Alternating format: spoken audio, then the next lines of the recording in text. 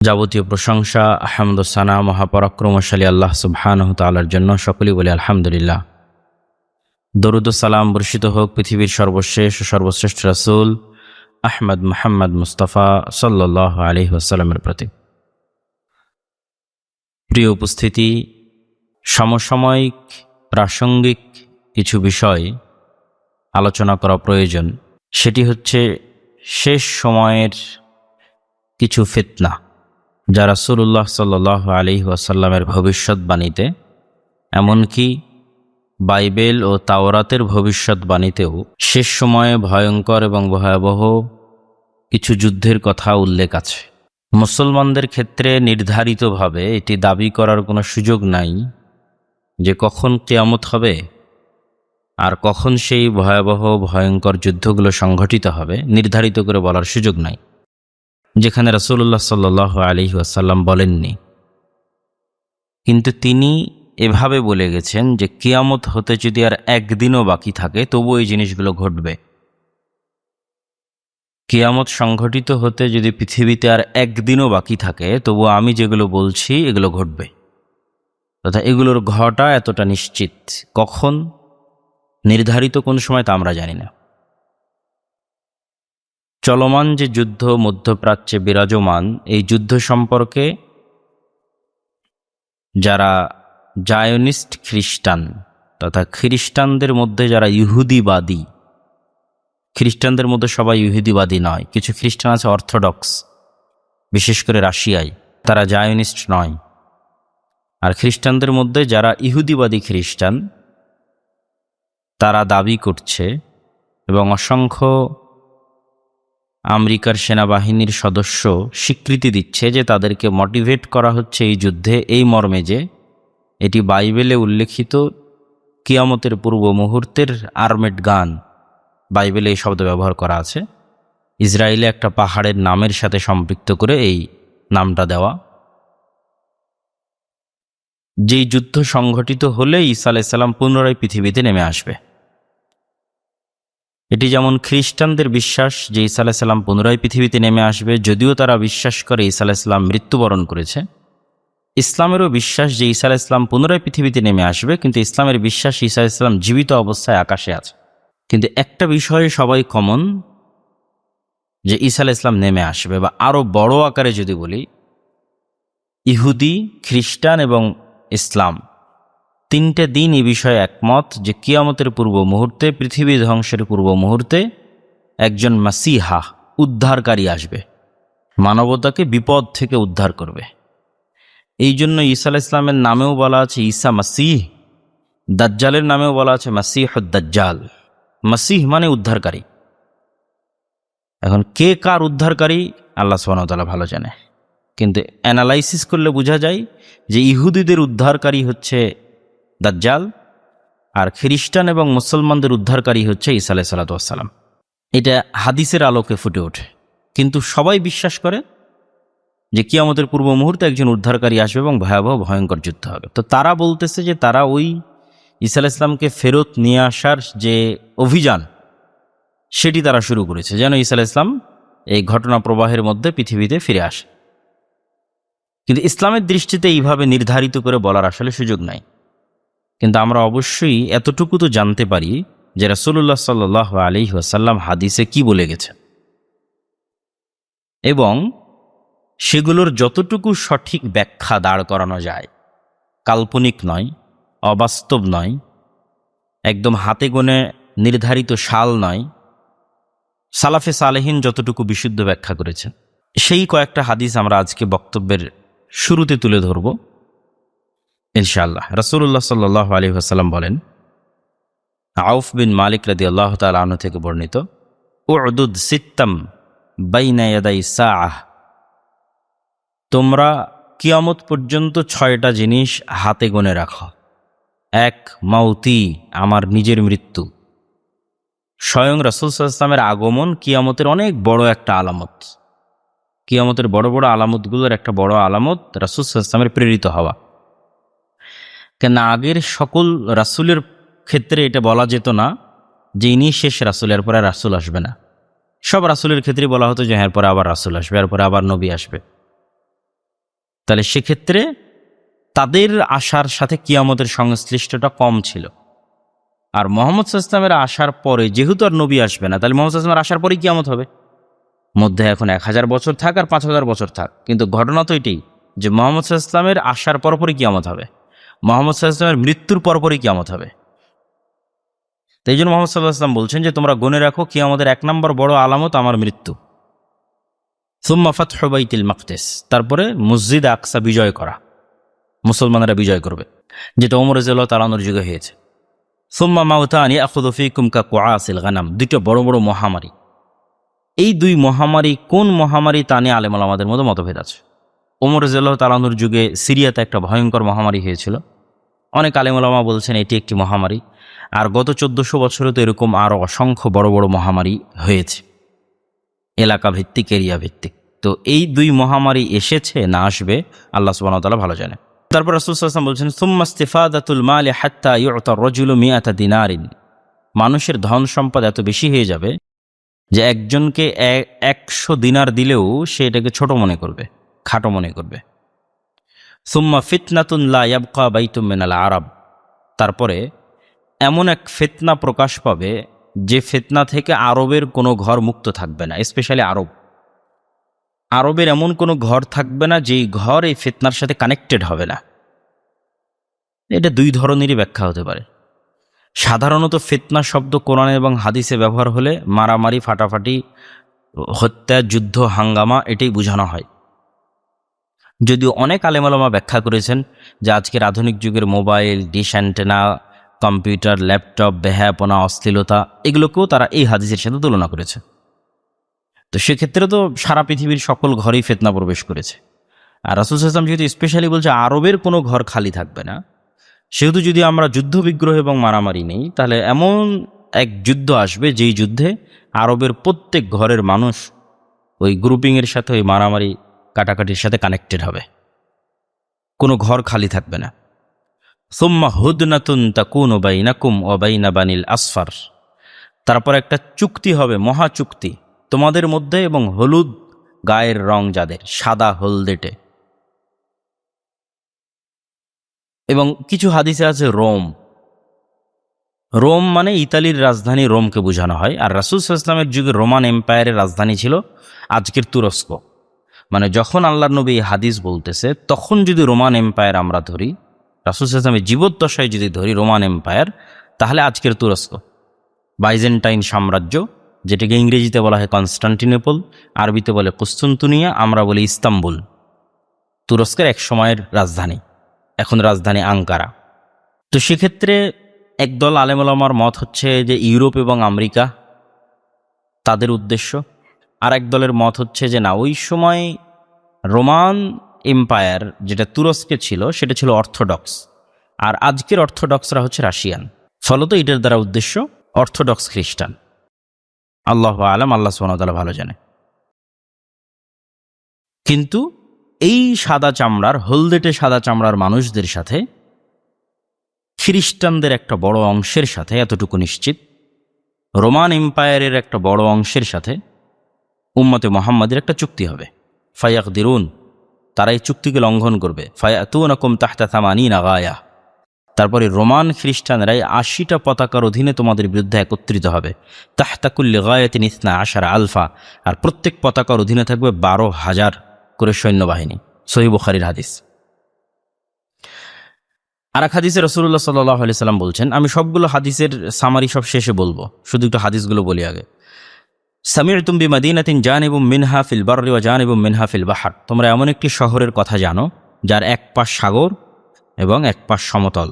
প্রায় সব ব্যাখ্যাকার এই হাদিসের ব্যাখ্যায় বলেছেন এটা ইস্তাম্বুল, তুরস্ক। লা তাকুমু সাআ হাত্তা ইয়াগজুহা 70 আলফা মিন বানি ইসহাক, ততদিন পর্যন্ত কিয়ামত হবে না যতদিন না ইব্রাহিম আলাইহিস সালামের বংশের, ইসহাক আলাইহিস সালাতু ওয়াস সালামের বংশের 70,000 মুসলমান এই শহরে যুদ্ধ না করছে।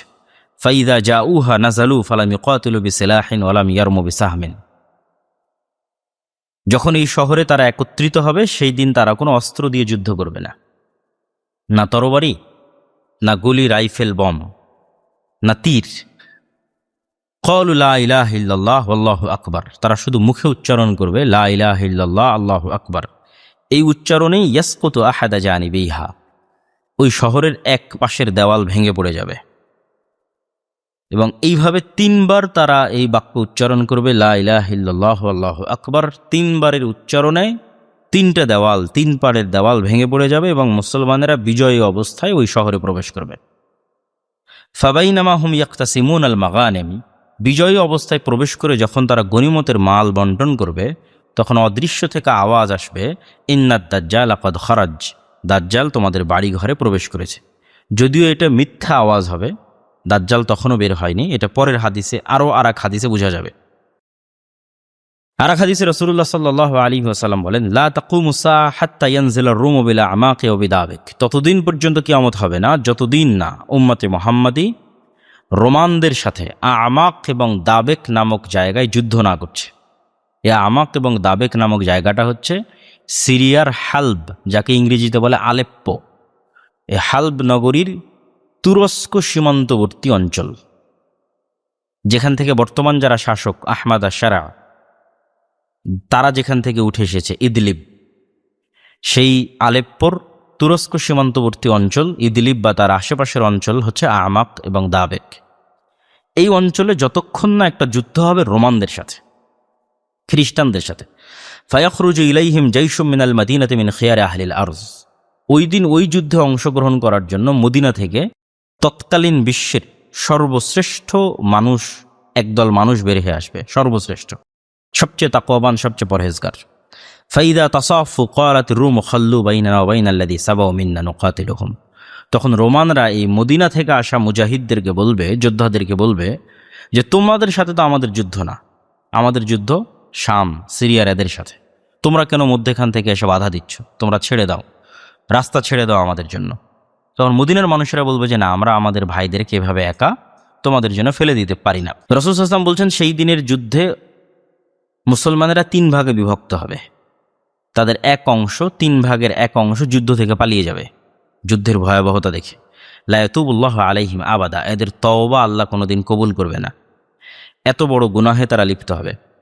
ওয়ায়াকতুলু সুলুসুম আফজালুশ শুহাদা, আর 3 ভাগের 1 ভাগ এই যুদ্ধে শহীদ হয়ে যাবে, তারা হচ্ছে পৃথিবীর সর্বশ্রেষ্ঠ শহীদ। ওয়ায়াফতাতিহু সুলুসু লা ইফতানুনা আবাদা, আর 3 ভাগের 1 ভাগকে আল্লাহ বিজয় দান করবে, তারা মৃত্যু পর্যন্ত আর কোনোদিন ফিতনায় পতিত হবে না। আর এই 3 ভাগের 1 ভাগেই ইফতাতিহুনা কুস্তুনতুনিয়া, ইস্তাম্বুল তুরস্ক বিজয় করবে, কনস্টান্টিনোপল বিজয় করবে। ফাবাইনামা হুম ইয়াকতাসিমুন আল গানাইম, যখন তারা গনিমতের মাল বন্টন করবে বিজয় করার পর, এবং তাদের তরবারি জাইতুন গাছে ঝুলানো থাকবে, অলিভ অয়েল জাইতুন গাছে ঝুলানো থাকবে, তখন শয়তান চিৎকার করে বলবে অদৃশ্য থেকে, দাজ্জাল তোমাদের বাড়িতে ঢুকে গেছে। কিন্তু আসলে তখনও দাজ্জাল বের হয়নি। তাহলে আগের হাদিস আর এই হাদিস মিলিয়ে বোঝা যাচ্ছে যে এই শহর বিজয়ের ঘটনা ইস্তাম্বুল। ফায়াখরুজুনা ওয়া যালিকা বাতিলুন ফাইদা জাউ শাম খারাজা ফাবাইনাহুমা হুম ইউইদ্দুনা লিল কিতাল, তো তারা দাজ্জালের সংবাদ শুনে দামেস্ক নগরীতে ফিরে আসবে দাজ্জালকে খুঁজতে, সিরিয়ার সীমান্তবর্তী অঞ্চল থেকে সিরিয়ার রাজধানীতে ফিরে আসবে।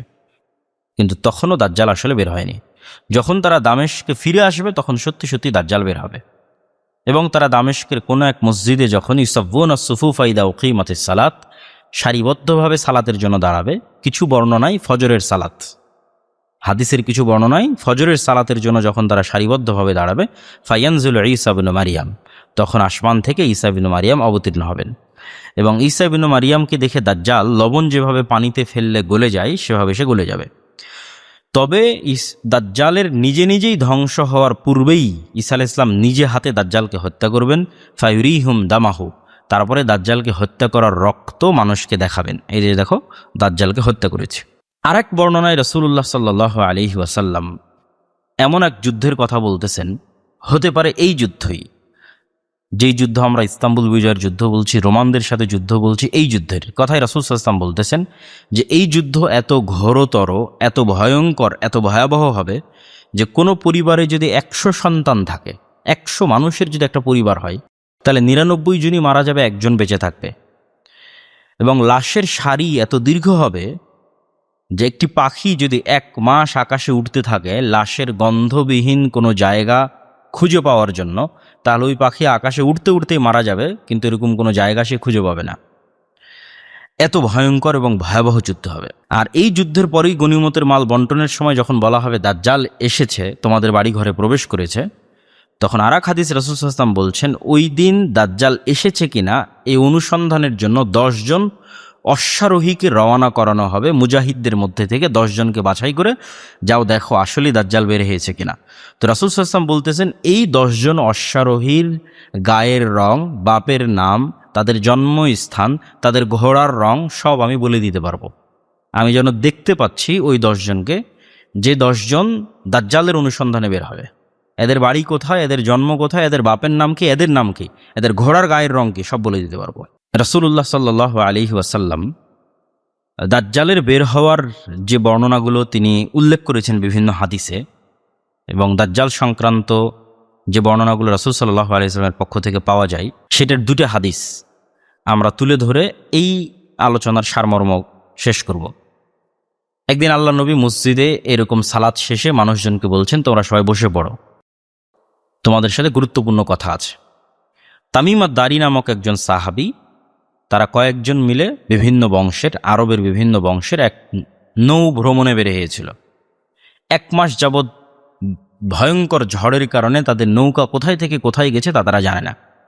তা একটা দ্বীপে গিয়ে যখন নৌকা ভিড়ে, তখন সেই দ্বীপে এমন একজন প্রাণীর সাথে, আমি সারমর্ম বলতেছি, এমন এক প্রাণীর সাথে, চতুষ্পদ জন্তুর সাথে তাদের দেখা হয়, যে চতুষ্পদ জন্তুর সামনে কোন দিক, পিছনে কোন দিক, তথা মুখ কোন দিকে এবং পিছন কোন দিকে তা বোঝা যায় না অত্যাধিক লোমের কারণে।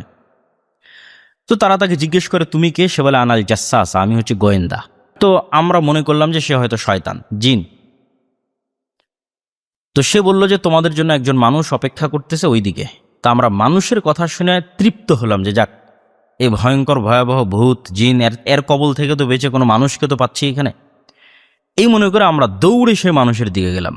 তো দেখি এক বিশাল দেহের অধিকারী এক মানুষ, যার চেয়ে শক্তিশালী দেহের অধিকারী মানুষকে আমরা ইতিপূর্বে কোনোদিন দেখিনি, যার হাঁটু, যার কাঁধের সাথে হাঁটুর সাথে কাঁধ একত্রিত করে জিনজির দিয়ে বাঁধা আছে। তাকে আমরা জিজ্ঞেস করলাম, তুমি কে? সে বলল, তোমরা তো জানবেই আমি কে, আগে বলো তোমরা কে। তা আমরা বললাম যে আমরা হচ্ছে আরবের একদল মানুষ, এই ঘটনা এইভাবে এসেছে, তারপরে এইভাবে তোমার কাছে আসলাম। তখন সে জিজ্ঞেস করলো, বলছে আমাকে খবর দাও। 3টে জিনিস জিজ্ঞেস করেছে, নাখলে বাইসান, বুহায়রা তাবারিয়া, আইনে জোগার। নাখলে বাইসান সম্পর্কে বলো, খেজুর বাগান। এই বাইসানটা এখন ইসরায়েলের সীমানার মধ্যে পড়ে। হিব্রু এবং আরবি উচ্চারণের পার্থক্যের কারণে তারা উচ্চারণ করে বাইত শিয়ান, যেটা আরবিতে এসেছে বাইসান, সেটাই হিব্রুতে বাইত শিয়ান। ইসরায়েলের একটা ভালো প্রসিদ্ধ শহর, এখনও গুগল ম্যাপে সার্চ দিলে সেই শহর দেখা যাবে। তোমরা বাইসান অঞ্চলের খেজুর বাগান সম্পর্কে আমাকে বলো, সেখানে খেজুর আবাদ হয় কিনা। তো বলে না, এখন খেজুর আবাদ হয়। তো অচিরে একদিন আসবে যেদিন সেখানে খেজুর আবাদ হবে না। 2 নম্বর হচ্ছে বুহায়রা তাবারিয়া, এটাও ইসরায়েলের সীমানার অন্তর্ভুক্ত। এটাকে ইংরেজিতে বলা হয় sea of Galilee. Sea of Galilee লিখে যদি সার্চ দেন গুগলে, তাহলে দেখতে পাবেন। এই বাইসান থেকে সি অফ গ্যালিলির দূরত্ব 30 থেকে 35 কিলোমিটার হবে, খুব বেশি না। 2টাই ইসরায়েলের সীমানার অন্তর্ভুক্ত। ওখানে কি পানি আছে? তো বলে হ্যাঁ, পানি আছে। অচিরে একদিন আসবে যেদিন এখানে পানি থাকবে না। আরবিতে বলা হয়েছে তাবারিয়া, লেক অফ তাবারিয়া নামে অ্যারাবিয়ানদের কাছে পরিচিত, আর ইউরোপিয়ানদের কাছে সি অফ গ্যালিলি নামে পরিচিত। কেননা এই 3টে জায়গার নামই বাইবেল এবং তাওরাতে এসেছে। ঈসা আলাইহিস সালাতু ওয়াস সালামের বিভিন্ন ঘটনাক্রমের বর্ণনায়, যে ঈসা আলাইহিস সালাতু ওয়াস সালাম তার যে বিভিন্ন মোজেজাগুলো দেখাতেন, এই মোজেজাগুলো তিনি এই সি অফ গ্যালিলি তথা বুহায়রা তাবারিয়ার পাশে দেখাতেন। মর্মে আজকের বাইবেলে এখনও বর্ণিত আছে। সত্যমিথ্যা আল্লাহ সুবহানাহু ওয়া তাআলা ভালো জানে, কিন্তু এই সি অফ গ্যালিলির নাম বাইবেল এবং তাওরাতে আছে। কোন প্রেক্ষাপটে আছে? ঈসা আলাইহিস সালাতু ওয়াস সালাম তার মোজেজাগুলো এখানে দেখাতেন। তিনি যে মৃতকে জীবিত করতেন, অন্ধ ব্যক্তিকে চক্ষুস্মান করতেন, মাথায় টাক পড়ে গেলে চুল তৈরি হয়ে যেত বিসমিল্লাহ বলে হাত দিলে, মাটি হাতে নিয়ে বিসমিল্লাহ বলে আকাশে উড়ে যেত পাখি হয়ে। এই সব মর্যাদাগুলো বেশিরভাগ উনি এখানে দেখাতেন। এই জন্য ইউরোপ থেকে হাজার হাজার দর্শনার্থী, খ্রিস্টান দর্শনার্থী এই লেককে পবিত্র মনে করে এখানে ঘুরতে আসে। সি অফ গ্যালিলি, এটার কথা দাজ্জাল বলতেছে। আর 3 নম্বর হচ্ছে আইনে জোগার। এই জোগার স্প্রিং অফ জোয়ার, এই জোয়ার নামক ইংরেজিতে জোয়ার, আর আরবিতে হিব্রু এবং আরবির উচ্চারণের পার্থক্য। আরবিতে জোগার, জা গাইন র, আর ইংরেজিতে জোয়ার, স্প্রিং অফ জোয়ার। এই জায়গার নামও বাইবেলে বর্ণিত আছে লূত আলাইহিসসালামের ঘটনাকে কেন্দ্র করে, যে লূত আলাইহিসসালামকে যেই জায়গায় আশ্রয় নিতে বলা হয়েছে পালিয়ে গিয়ে তার শহর ছেড়ে, সেটা হচ্ছে এই জায়গা। এবং এই যে ঝর্ণা যেখান থেকে পানি বের হয়, এই ঝর্ণাকে খ্রিস্টানরা পবিত্র মনে করে। এবং এটা ডেড সির পাশে, জর্দানের মধ্যে যে ডেড সি আছে ইসরায়েলের সীমান্তবর্তী, তার পাশে। আর এই তিনটে জায়গায়, তথা নাখল Beisan, sea of Galilee, Beit Shean, sea of Galilee, আর স্প্রিং অফ জোয়ার তথা আইন জোয়ার, এগুলো সব 50-60 কিলোমিটার ইসরায়েল ফিলিস্তিন এই অঞ্চলের মধ্যেই। তো এখানে পানি আছে, পানি আছে, তো বলে এখানে একদিন পানি থাকবে না। তারপরে সে জিজ্ঞেস করলো রাসূল সাল্লাল্লাহু আলাইহি ওয়াসাল্লাম সম্পর্কে লম্বা ঘটনা, এবং শেষে তার নিজের পরিচয় দিল যে আমি হচ্ছে দাজ্জাল, পৃথিবীতে বের হব, 40 দিন সুযোগ দেওয়া হবে, তবে মক্কা এবং মদিনায় সুযোগ দেওয়া হবে না। মক্কা এবং মদিনায় যতবার আমি প্রবেশ করার চেষ্টা করব, প্রত্যেক দরজায় একজন করে ফেরেশতারা থাকবে, তারা আমাকে বাধা দিবে। তখন রাসূল সাল্লাল্লাহু আলাইহি ওয়াসাল্লাম তার হাতের যে লাঠি বক্তব্য দেওয়ার সময় ব্যবহার করতেন, ওইটা দিয়ে ওই মাটিতে আঘাত করে 3 বার বললেন, হাযিহি তাইবা, হাযিহি তাইবা, হাযিহি তাইবা। এটাই সেই তাইবা যার কথা দাজ্জাল বলছে, যেখানে এসে প্রবেশ করতে পারবে না। আর রাসূল সাল্লাল্লাহু আলাইহি ওয়াসাল্লাম ওখানে বসে থেকে হাত দিয়ে ইশারা করলেন যে দাজ্জাল বের হবে মাশরিক, মদিনা থেকে পূর্ব দিকে ইশারা করে তিনি বলতেছেন, আমাদের দিক থেকে পূর্ব দিকে না, মদিনা থেকে তিনি পূর্ব দিকে বলতেছেন। আর মদিনা থেকে পূর্ব দিকে পারস্য উপসাগর আছে, ইরান আছে, আফগানিস্তান আছে, এক লম্বা বিশাল অঞ্চল, আর্মেনিয়া, আজারবাইজান, এগুলো সব মদিনা থেকে পূর্ব দিকের অঞ্চল। সৌদি আরবের সীমানার মধ্যেও অসংখ্য জায়গা আছে যেগুলো মদিনা থেকে পূর্ব দিকের অঞ্চল। রাসূল বললেন দাজ্জাল বের হবে পূর্ব দিক থেকে। আর একটা হাদিস দাজ্জাল সম্পর্কে, এটা বলে আমরা সারমর্ম বলবো। রাসূলুল্লাহ সাল্লাল্লাহু আলাইহি ওয়াসাল্লাম বলেন যে দাজ্জাল সিরিয়া এবং ইরাকের সীমান্তবর্তী অঞ্চল থেকে বের হবে, সিরিয়া এবং ইরাকের মধ্যবর্তী অঞ্চল থেকে বের হবে। এবং এই অঞ্চলের আশেপাশে সে অনেক ফিতনা এবং ফাসাদ ছড়িয়ে দিবে।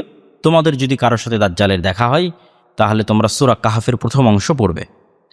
এবং দাজ্জালের চেহারা কেমন হবে, মাথার চুল কোঁকড়ানো হবে, একটা চোখ একটু উঁচু হয়ে থাকবে, অন্ধ কিন্তু উঁচু হয়ে থাকবে, এগুলো রাসূল সাল্লাল্লাহু আলাইহি ওয়াসাল্লাম বর্ণনা দিলেন। সে যুবক হবে, সে 40 দিন পৃথিবীতে থাকবে। তার প্রথম দিন হবে 1 বছরের সমান, দ্বিতীয় দিন হবে 1 মাসের সমান, তৃতীয় দিন হবে 1 সপ্তাহের সমান, আর বাকি 37 দিন হবে স্বাভাবিক দিনের সমান। কিভাবে সংঘটিত হবে আল্লাহ সুবহানাহু ওয়া তাআলা জানে। যদি ন্যাচারালি সংঘটিত হয়, তাহলে প্রাকৃতিক জগতে এক বিশাল পরিবর্তন লাগবে, তথা সৌর জগতের যে এখনকার যে রানিং সিস্টেম, এটার মধ্যে এক ব্যাপক পরিবর্তন তৈরি হবে। অথবা আর অন্য কোনোভাবেও হতে পারে, মানে ন্যাচারাল ওয়েতে নয়, সরাসরি আল্লাহ সুবহানাহু ওয়া তাআলার আদেশে সংগঠিত হতে পারে। আল্লাহ সুবহানাহু ওয়া তাআলা ভালো জানে। রাসূল সাল্লাল্লাহু আলাইহি ওয়াসাল্লামকে জিজ্ঞেস করা আল্লাহ নবী, তখন সালাত কিভাবে হবে? এত বড় ভয়ঙ্কর ফিতনার মধ্যেও সাহাবীরা সালাতের কথা স্মরণে রেখেছে, অন্য কোনো কথা জিজ্ঞেস করেনি, সালাতের কথাই জিজ্ঞেস করেছে। তো বলে সালাত তোমরা স্বাভাবিক দিনের মাপ অনুযায়ী পড়বে। আল্লাহ নবী তাই সে কেমন গতিতে 40 দিনে সারা পৃথিবী সফর করবে? কাল গাইসিন ইস্তাদবারাত হুররি, মেঘমালাকে যখন বাতাস তাড়িয়ে নিয়ে যায় সেই গতিতে সে সফর করবে। এখন এটার দ্বারা রাসূল সাল্লাল্লাহু আলাইহি ওয়াসাল্লাম সে কোনো যন্ত্র ইউজ করবে এই ধরনের, না সে নিজেই এইভাবে চলাচল করবে, আল্লাহ সুবহানাহু ওয়া তাআলা ভালো জানে। কিন্তু এই সেম বর্ণনা বাইবেলেও আছে যে সে মেঘমালার মধ্যে দিয়ে সফর করবে। সে যখন কোনো এরিয়াতে যাবে এবং তাদেরকে বলবে যে আমি ইলাহ, আমি রব, আমার ইবাদত করো, ওই এরিয়ার মানুষেরা যদি মেনে নেয়, ফায়ামুরুস সামা ফাতুমতিরুল আরদ ফাতুমবিত, যদি মেনে নেয় তাকে রব এবং ইলাহ হিসেবে, তাহলে ওই এরিয়ার আকাশকে সে বলবে বৃষ্টি বর্ষণ করো, আর ওই এরিয়ার জমিনকে সে বলবে ফসল উৎপাদন করো, আর ওই এরিয়ার মানুষ ধন সম্পদ টাকা পয়সায় পরিপূর্ণ হয়ে যাবে। আর কোনো এরিয়াতে অতিক্রম করার সময় যখন বলবে আমাকে মানো ইলাহ হিসেবে, সেই এরিয়া, সেই অঞ্চল, সেই দেশের মানুষেরা যদি তাকে না মানে, তাহলে সে আকাশকে বলবে বৃষ্টি বন্ধ করে দাও, জমিনকে বলবে ফসল উৎপাদন বন্ধ করে দাও, আর ওই এরিয়ার মানুষেরা ভয়ঙ্কর দুর্ভিক্ষের মধ্যে পড়ে যাবে। তথা মানুষের যদি পরকালের উপর ইয়াকিন না থাকে, দাজ্জালের ফিতনা থেকে মানুষ বাঁচতে পারবে না। ন্যূনতম যদি সম্পদের প্রতি লোভ থাকে, ন্যূনতম যদি দুনিয়ার প্রতি লোভ থাকে, দাজ্জালের ফিতনা থেকে বাঁচা সম্ভব হবে না, কেননা এরকম ভয়ঙ্কর পরিবেশ তৈরি হবে। এভাবে সে মদিনার কাছে এসে পৌঁছবে এবং মদিনায় প্রবেশ করতে পারবে না। কিন্তু মদিনায় তখন 3টে ভূমিকম্প হবে। 3টে ভূমিকম্প হলে মদিনায় ভূমিকম্প হবে, এবং মদিনার থেকে, মদিনায় যারা ফাসেক ফাজের অবস্থান করতো তারা মদিনা থেকে বেরিয়ে আসবে ভূমিকম্পে, ভয়ে। এই ফাসেক ফাজেররাই দাজ্জালকে ইলাহ হিসেবে মেনে নেবে। আর বাকি যারা পাক্কা মুমিন তারা মদিনার মধ্যেই থেকে যাবে নিরাপদ অবস্থায়, ফিতনা থেকে মুক্ত অবস্থায়। ওইরকম সময় মদিনা থেকে আরেকজন যুবক বের হবে যে ইমানে খুব মজবুত, তাকে দাজ্জাল হত্যা করবে। সে দাজ্জালকে কাফের বলবে আর তাকে দাজ্জাল হত্যা করবে। হত্যা করার পর পুনরায় তাকে জীবিত করবে এবং জীবিত করে তাকে জিজ্ঞেস করবে, এখন বলো। তখন সে পুনরায় আরও বেশি কনফিডেন্সের সাথে বলবে যে তুমি যে দাজ্জাল এবং কাফের, এতে আমার আর কোনো সন্দেহের অবকাশ নেই। দাজ্জাল রাগান্বিত হয়ে তাকে আবারও হত্যা করতে চাইবে, কিন্তু হত্যা করতে পারবে না। আর এরকম সময় তথা দাজ্জালের এরকম কর্মকাণ্ড শেষের দিকে, দাজ্জালের ফিতনা এবং ভয়াবহতা কাছাকাছি শেষের দিকে, এরকম সময় ঈসা আলাইহিস সালাতু ওয়াস সালাম অবতীর্ণ হবেন দামেস্কের একটি মসজিদে 2 ফেরেশতার কাঁধে ভর দিয়ে। ইজা তাআতা রাসাহু কতার ওয়া ইযা রাফাআহু তাহাদ্দার। তার মাথা থেকে ঘাম, চুল থেকে ঘাম ঝরতে থাকবে, পানি ঝরতে থাকবে, এবং সেই পানি এবং সেই ঘাম মতির মতো চমকাবে। ফালা ইয়াহিল্লু লিকাফিরিন ইয়াজিদু রিহা নাফসি ইল্লা মাতা ওয়া নাফসু ইয়ানতাহি হাইসা ইয়ানতাহি তারাফু। আর ঈসা আলাইহিস সালাতু ওয়াস সালামের নিঃশ্বাসে কাফেররা মারা যাবে, নিঃশ্বাসের গন্ধে, গায়ের গন্ধে কাফেররা মৃত্যুবরণ করবে। তারপরে ঈসা আলাইহিস সালাতু ওয়াস সালাম লুদ নামক, জেরুজালেমের লুদ নামক দরজায় নিজে হাতে দাজ্জালকে হত্যা করবেন।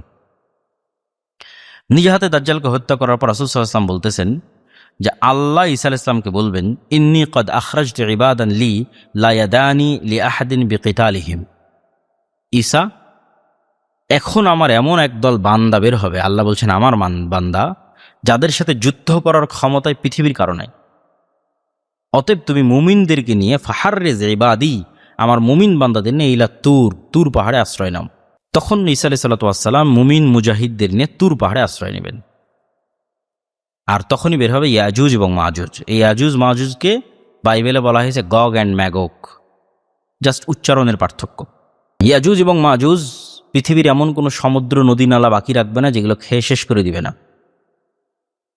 এবং ইয়াজুজ এবং মাজুজের এই তাণ্ডবের কারণে মুমিন মুজাহিদ এবং ঈসা আলাইহিস সালামরা তুর পাহাড়ে তাদের জীবন সংকীর্ণ হয়ে আসবে। খাবার নাই, পানি নাই, জীবন সংকীর্ণ হয়ে আসবে। যেই নবীর হাত দিয়ে আল্লাহ সুবহানাহু ওয়া তাআলা পৃথিবীর সবচেয়ে শক্তিশালী ভয়ঙ্কর ফিতনা দাজ্জালকে হত্যা করালেন, ওই নবীকে আল্লাহ আবার কেমন অসহায় অবস্থার মধ্যে ফেলে দিচ্ছে দেখেন। তো আল্লাহ সুবহানাহু ওয়া তাআলার কাছে আশ্রয় কামনা করা ছাড়া বাঁচা এবং মুক্তির কোন রাস্তা নাই। সেটা যদি ঈসা আলাইহিস সালাম হয়, সেটা যদি দাজ্জালকে হত্যাকারী ঈসা আলাইহিস সালাম হয়, তবু আল্লাহ সুবহানাহু ওয়া তাআলা তাকে এমন সিচুয়েশনে নিয়ে গেছেন যে এখন সে কান্নাকাটি করে আল্লাহ সুবহানাহু ওয়া তাআলার কাছে দোয়া করবে।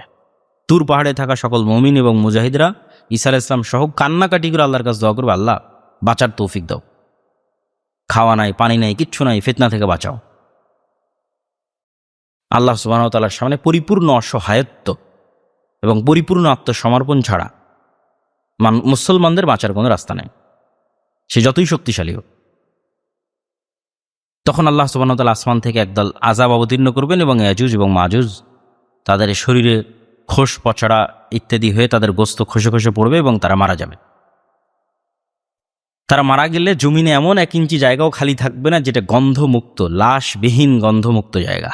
তখন আবার ঈসা আলাইহিস সালাতু ওয়াস সালাম এবং মুমিন মুজাহিদের আল্লাহর কাছে আবারও কান্নাকাটি করবে, আল্লাহ এগুলো থাকার উপযোগী করে দাও পৃথিবীকে। তখন আল্লাহ সুবহানাহু ওয়া তাআলা উষ্ট্রের যে কুঁজ আছে, ওই রকম কুঁজ বিশিষ্ট একদল বিশাল বড় বড় পাখি পাঠাবে, যে পাখি এই লাশগুলো নিয়ে গিয়ে দূরে কোথাও নিক্ষেপ করবে এবং আসমানকে ব্যাপক বৃষ্টি বর্ষণের আদেশ দেওয়া হবে এবং আসমান ব্যাপক বৃষ্টি বর্ষণের মাধ্যমে এই পুরো অঞ্চলকে সাফ এবং পরিষ্কার এবং বসবাস উপযোগী করে দেবে। এবং ঈসা আলাইহিস সালাতু ওয়াস সালাম তখন মুমিন মুজাহিদ এবং তার সঙ্গী সাথীদের নিয়ে পৃথিবীতে নেমে আসবেন।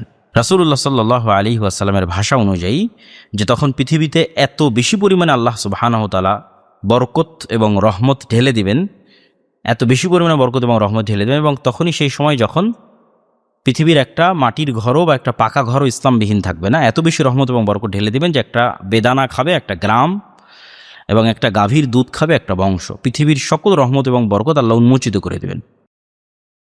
এইরকম চলবে বিভিন্ন হাদিসের বর্ণনা অনুযায়ী 7 বছর, আর বাইবেলের বর্ণনা অনুযায়ী 1000 বছর।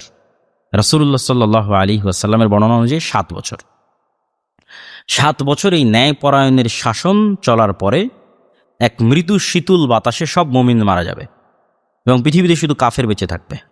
এবং আমরা যে বিভিন্ন হাদিস শুনি যে কাবায় হজ বন্ধ হয়ে যাবে, কাবা ধ্বংস হয়ে যাবে, একজনও থাকবে না কোরআন পড়ার মতো, একজনও থাকবে না লা ইলাহা ইল্লাল্লাহ বলার মতো, এগুলো এর পরে, দাজ্জাল আসার আগে এগুলো ঘটবে না। দাজ্জাল আসার আগে মুমিন মুজাহিদেরা থাকবে দেখেই তো জিহাদ হবে, যুদ্ধ হবে। এই জন্য এই জিনিসগুলো দাজ্জাল আসার পূর্বে নয়, যে মানুষ পশু পাখির মতো জেনা বেভিচারে লিপ্ত হচ্ছে ওপেন খোলা মাঠে সারা পৃথিবীতে, এইগুলো এখন নয়। এগুলো কখন? ঈসা আলাইহিস সালাতু ওয়াস সালামের মৃত্যুর পর, সকল মুমিন মুসলিমের মৃত্যুর পর। তখন পৃথিবীতে আর কাবাঘরও থাকবে না, তখন পৃথিবীতে আর হজ ওমরাও থাকবে না, তখন পৃথিবীতে আর কোনো আল্লাহর নাম নেওয়া মানুষও থাকবে না, কোরআনও থাকবে না। তখন আল্লাহ সুবহানাহু ওয়া তাআলা কিয়ামত কায়েম করবেন। এগুলো হচ্ছে তখন। আর তার আগ পর্যন্ত মুমিন মুসলিম কোরআন দিন এগুলোর চর্চা থাকবেই দাজ্জালের ফিতনা পর্যন্ত। এই পুরো কয়েকটা হাদিসের সারমর্ম যদি আপনাদের সামনে তুলে ধরি, যে কি সারমর্ম হতে পারে, সারমর্ম এটা হতে পারে যে আমরা এইভাবে ধরতে পারি যে আরব বিশ্বে ভয়ঙ্কর যুদ্ধ এবং বিগ্রহ শুরু হবে। এই যুদ্ধ বিগ্রহের এক পর্যায়ে রোমানদের সাথে মুসলমানদের চুক্তি হবে, এবং রোমানদের সাথে মুসলমানদের চুক্তি হলে তারা তৃতীয় এক শত্রুর বিরুদ্ধে যুদ্ধ করবে। এই তৃতীয় শত্রু ইহুদিরাও হতে পারে, এই তৃতীয় শত্রু অন্য যে কেউ হতে পারে, আল্লাহু আলাম, আল্লাহ সুবহানাহু ওয়া তাআলা ভালো জানেন। ওই যুদ্ধে খ্রিস্টান এবং মুসলমানেরা বিজয়ী হবে। বিজয়ী হওয়ার পর খ্রিস্টানরা বলবে যে ক্রুশের কারণে আমরা বিজয়ী হয়েছি। তখন এক মুসলমান ওই ক্রুশকে ভেঙে দিবে। তখন খ্রিস্টান এবং মুসলমান আলাদা হয়ে তারা এবার যুদ্ধের জন্য মুখোমুখি হবে। এই যুদ্ধটাই হবে তুরস্কের সীমান্তবর্তী অঞ্চলে, এবং এই যুদ্ধের পূর্ব মুহূর্তে ইমাম মাহদী প্রকাশ পাবে। সারমর্ম যদি বলি, যে সব ঘটনার সারমর্ম, তার আগ পর্যন্ত ইমাম মাহদী প্রকাশ পায়নি। তথা যখন রোমানদের সাথে একত্রিতভাবে চুক্তি হয়ে তৃতীয় এক পক্ষের বিরুদ্ধে যুদ্ধ হচ্ছে তখনও নয়, ভাবে তাই মনে হয়। ওইটার পরে এবং রোমানদের সাথে যখন যুদ্ধ হবে সেই মুহূর্তে ইমাম মাহদী বের হবেন, এবং তিনি এই যুদ্ধের অংশ হবেন। আর এই যুদ্ধই সেই যুদ্ধ যে যুদ্ধে আমরা বললাম এক অংশ পালিয়ে যাবে, এক অংশ নিহত হবে, শহীদ হবে, এক অংশ বিজয়ী হবে, এবং এত বেশি পরিমাণে মানুষ মারা যাবে যে 100 যদি একটা বংশের লোক হয় তাহলে 99 জন মারা যাবে, একজন বেঁচে থাকবে। এই হলো সে ভয়ঙ্কর যুদ্ধ। এটার পরে কুস্তুনতুনিয়া বিজয় হবে, আর অসংখ্য কিছু বিজয় হবে। এবং এই যুদ্ধটা রোমানদের সাথে মিলে তৃতীয় পক্ষের বিরুদ্ধে যে যুদ্ধ হচ্ছে ওইটা কিসের ভিত্তিতে হবে আল্লাহ ভালো জানে। কিন্তু রোমান খ্রিস্টানদের সাথে যে যুদ্ধ হচ্ছে, এই যুদ্ধে যে আধুনিক অস্ত্র থাকছে না, এটা অসংখ্য হাদিসে স্পষ্টভাবে বোঝা যায়। আগের যুগে যে অস্ত্রগুলো দিয়ে যুদ্ধ হতো, তরবারি, তীর, ধনুক, সেগুলো দিয়ে যুদ্ধ হবে। এগুলো বিজয় যখন শেষ হবে, ইমাম মাহদীরা যখন এগুলো বিজয় কমপ্লিট করে নেবে, তখন এবার দাজ্জাল বের হবে। দাজ্জাল বের হওয়ার পর পৃথিবীতে ভয়ঙ্কর এক পরিবেশ তৈরি হবে, ভয়ঙ্কর ফিতনা, মানুষ ইমান হারিয়ে ফেলবে। যারা ইমানের উপর থাকবে তাদেরকে অঞ্চলে দুর্ভিক্ষ দেখা দিবে। আর এক হাদিসে আছে যে সিরিয়ার মোমেনরা এমন দুর্ভিক্ষে পতিত হবে, হাদিসটা অনুবাদ করিনি, এমন দুর্ভিক্ষে পতিত হবে দাজ্জালের কারণে যে তারা তাদের ধনুক আগুনে জ্বালিয়ে ওই ধনুকের ছাই পর্যন্ত তারা খাবে, ভক্ষণ করবে, তাদের কাছে খাবার কিছু থাকবে না। এরকম ভয়ঙ্কর ফিতনা পৃথিবীতে দেখা দিবে দাজ্জালের। এই ভয়ঙ্কর ফিতনার শেষ পর্যায়ে ঈসা আলাইহিস সালাতু ওয়াস সালাম পৃথিবীতে অবতীর্ণ করবেন। আর ঈসা আলাইহিস সালাতু ওয়াস সালামের হাতে দাজ্জালের মৃত্যুর পর ইয়াজুজ মাজুজ বের হবে। আর ইয়াজুজ মাজুজের পরে আরেকটা হাদিসে রাসূলুল্লাহ সাল্লাল্লাহু আলাইহি ওয়াসাল্লাম আরও কিছু বিষয়ের কথা বলেছেন, যে বিষয়গুলো হচ্ছে ইয়াজুজ মাজুজের পরে ঈসা আলাইহিস সালাতু ওয়াস সালামের 7 বছরের যে শাসন, এই শাসনের পরে এবং সকল মুমিন এবং মুসলিম যখন মারা যাবে, হয়তো তখন অথবা দাজ্জালের সময় দাব্বাতুল আরজ, পৃথিবীতে এক ভয়ঙ্কর প্রাণী প্রকাশ পাবে, যেই প্রাণীকে মানুষ আগে কোনোদিন দেখেনি। হতে পারে দাজ্জালের সাথে যে প্রাণী ছিল সেই প্রাণী, জাসসাসা, যে নিজেকে গোয়েন্দা বলে পরিচয় দিচ্ছিল, কারণ ওই প্রাণী আর এই প্রাণীর মধ্যে আকার আকৃতিতে মিল আছে। সেটা হচ্ছে তাদের সামনে এবং পিছন কোন দিকে এটা চেনা যায় না, বোঝা যায় না। এবং পৃথিবীতে 3টা ভয়ঙ্কর ভূমিকম্প হবে, পূর্বে, পশ্চিমে এবং জাজিরাতুল আরবে। আর পূর্ব দিক থেকে আগুন বের হবে, ধোঁয়া বের হবে, যা মানুষকে কিয়ামতের মাঠের দিকে নিয়ে যাবে। এবং তখন সূর্য তার উল্টা দিক থেকে, পূর্ব দিক থেকে সূর্য ওঠে, সূর্য তখন পশ্চিম দিক থেকে উঠবে। এগুলো সব পরের বর্ণনা, আর তার আগের বর্ণনাগুলো আমরা সারমর্ম বা সামারি করলাম। আর এই ঘটনার আরেকটা সারমর্ম বা সামারি কি, যে কিয়ামতের পূর্ব মুহূর্তের যত যুদ্ধ বিগ্রহ, আর দাজ্জালের মুখে বলা যত জায়গা, আর রোমানদের সাথে যুদ্ধের যত জায়গা, আর দাজ্জালকে হত্যা করার জায়গা, আর ইয়াজুজ মাজুজ বের হলে আশ্রয় নেওয়ার জায়গা, সব হচ্ছে এই ফিলিস্তিন, এই ইসরায়েল, এই সিরিয়া, এই তুর পাহাড়, সব এই অঞ্চল। তথা এই অঞ্চলকে কেন্দ্র করে যে ভয়ঙ্কর ফিতনা তৈরি হবে এটা 100% নিশ্চিত। তুরস্কের নাম বারবার এসেছে, সিরিয়ার সীমান্তবর্তী অঞ্চল, দামেস্ক শহর, দাজ্জাল 3টা জায়গার নাম বলেছে যেগুলো ইসরায়েলের অন্তর্ভুক্ত, আর তুর পাহাড়ে আশ্রয় নেবে। এগুলো সব যদি আমরা একটা ম্যাপের মধ্যে আঁকার চেষ্টা করি, সব একটা আরেকটার সাথে কাছাকাছি। এবং এই জায়গা নিয়েই তো পৃথিবীতে এখন সবচেয়ে ভয়ঙ্কর ফিতনার যুগে পৃথিবী প্রবেশ করেছে। আর কিয়ামতের পূর্ব মুহূর্তের হাদিসগুলোতে এতটুকু নিশ্চিত যে এখানেই ফিতনা হবে, এবং এই ফিতনা থেকে মক্কা এবং মদিনা কিছুটা মুক্ত থাকবে। তবে মদিনা থেকে শ্রেষ্ঠ মুজাহিদরা বের হবে ইমাম মাহদির সাথে, যারাও এই যুদ্ধে অংশগ্রহণ করবে। আমাদের করণীয় কি? আমাদের করণীয় হচ্ছে আমরা ওই যুগ পাওয়ার আশা রাখবো, ওই যুগ পাওয়ার আকাঙ্ক্ষা রাখবো। সব ঘটনাকে এই জিনিসগুলোর সাথে মিলিয়ে দেখবো এটা নয়। রাসূল সাল্লাল্লাহু আলাইহি সাল্লামের শিক্ষা হচ্ছে দাজ্জালের ফিতনা থেকে বাঁচতে চাওয়া। প্রত্যেক সালাতের যে দোয়া, সেই দোয়ার মধ্যে আছে আল্লাহুম্মা ইন্না আউযু বিকা মিন ফিতনাতিল মাসীহিদ দাজ্জাল। হে আল্লাহ, দাজ্জালের ফিতনা থেকে বাঁচতে চাই। তাহলে আমাদের চাওয়া কি? দাজ্জাল, ইমাম মাহদি, ঈসা আলাইহিস সালাম পৃথিবীতে আসার পূর্বেই আমরা যেন ঈমান নিয়ে পৃথিবী থেকে বিদায় নিতে পারি। এটাই ইসলামের শিক্ষা। এইটা ইসলামের শিক্ষা নয় যে না, আমি ইমাম মাহদির মুজাহিদ বাহিনীর সৈনিক হব, এই জন্য আমি প্রস্তুতি নিব বা এই জন্য আমি চেষ্টা করবো। এটা রাসূল সাল্লাল্লাহু আলাইহি ওয়াসাল্লাম শিখাননি। বরং আল্লাহর কাছে এটাই দোয়া করতে হবে যে আল্লাহ, ওই ফিতনার যুগ আসার আগে যেন আমাদের যুগ শেষ হয়ে যায়। ওই ভয়ঙ্কর ফিতনার যুগে আপনি ঈমান নিয়ে টিকে থাকতে পারবেন, এটা গ্যারেন্টি আপনি দিতে পারবেন না। রাতের বেলা মানুষ মুমিন অবস্থায় ঘুমাবে, সকালে কাফের অবস্থায় উঠবে। এরকম ভয়ঙ্কর ফিতনা হচ্ছে দাজ্জালের যুগের ফিতনা। সকল নবী এই ফিতনা থেকে পরিত্রাণ চেয়েছেন, আমাদের নবীও চেয়েছেন, আমাদেরও এই ফিতনা থেকে পরিত্রাণ চাইতে হবে। তাহলে ওটার প্রতি আগ্রহী হওয়া নয়, ফিতনা থেকে পরিত্রাণ চাওয়া, এটা হলো আমাদের করণীয়। আল্লাহ সুবহানাহু ওয়া তাআলা আমাদের আজকের জুমার খুতবার যে সারমর্ম, এই সারমর্মকে সামনে রেখে আল্লাহ সুবহানাহু ওয়া তাআলা আমাদের দুনিয়ার প্রকাশ্য এবং অপ্রকাশ্য সকল ফিতনা থেকে হেফাজত থাকার তৌফিক দান করুক, আল্লাহুম্মা আমিন। দাজ্জালের ফিতনা থেকে আমাদের আল্লাহ সুবহানাহু ওয়া তাআলা হেফাজতে রাখুক, আল্লাহুম্মা আমিন। দাজ্জালের ফিতনা পৃথিবীতে প্রকাশ পাওয়ার পূর্বেই আমরা আমাদের ঈমান নিয়ে যেন পৃথিবী থেকে চলে যেতে পারি, সেই তৌফিক আল্লাহ সুবহানাহু ওয়া তাআলা আমাদের দান করুন, আল্লাহুম্মা আমিন।